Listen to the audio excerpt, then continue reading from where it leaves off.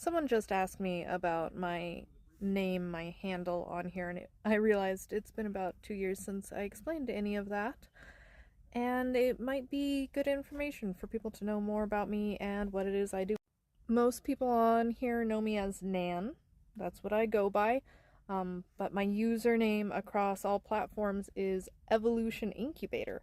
And that's not because I see myself as a ever-present womb for an evolution. That's a slippery slope into eugenics. No.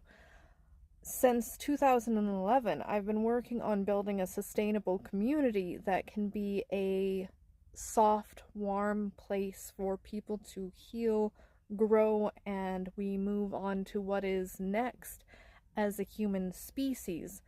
But I also am highly aware that we cannot even fully function to the best of our abilities when we're stuck in survival mode.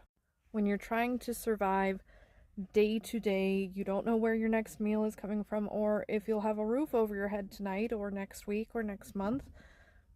It affects your ability and cognitive functions, so to speak.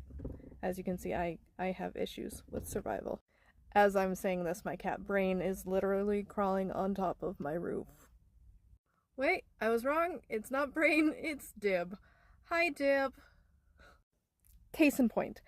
Anyways, in order for us to move as a whole-ass global species into next more beautiful phases of our development, which I think we're pretty close to, we have to shed a lot of this old yuck. Right now, we're becoming aware of it. It's one of the very first basic steps. You have to be able to name it to get rid of it. And this includes patriarchy, white supremacy, fascism, capitalism, colonialism.